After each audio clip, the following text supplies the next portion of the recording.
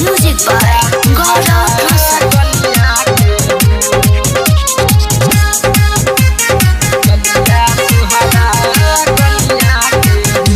फुर्सत से केतना गढ़ के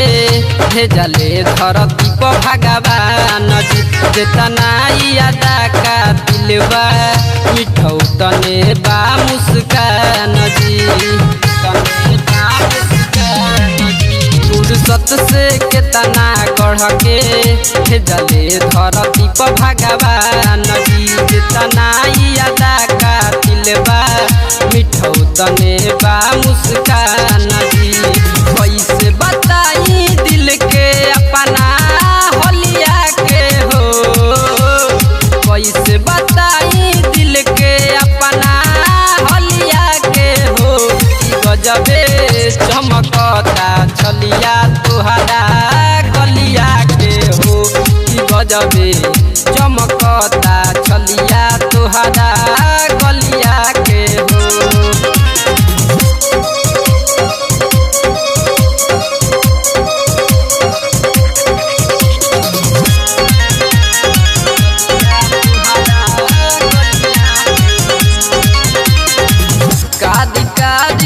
सिया बदरिया बन के दिल बहे का बता बाड़ू इतना सुगर सनम हो नैना चैना चोरा बता कारी कारी के सिया बदरिया बन के दिल बहे का बता बाड़ू इतना सुगर सनम हो नैना चैना चोरा बता ललचावे फुलवा सुनर कलिया के हो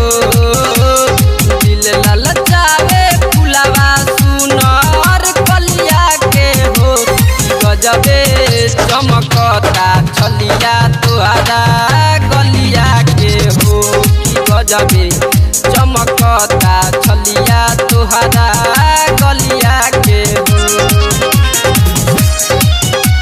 Music by Gaurav Rosal.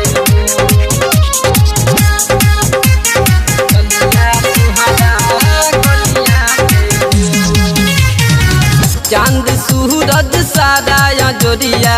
दिले बातो हपे लुटाई हो लेवेला चुसकी देखी के मुस्की करेला दिल बरियाई हो करेला दिल बरियाई चांद सूरज सारा जोरिया दिले बातो हपे लुटाई हो लेवेला चुसकी देखी के मुस्की करेला दिल बरियाई हो मन इंडिया न देखे री सब चलिया के हो मन इंडिया न देखे री सब चलिया के हो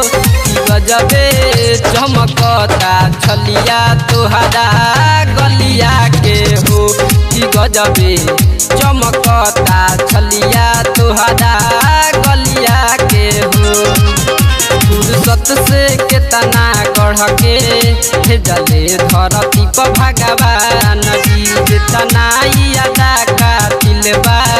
मिठौ तने बा मुस्कान जी कैसे बताई दिल के अपना होलिया के हो कैसे बताई दिल के अपना होलिया के हो गजबे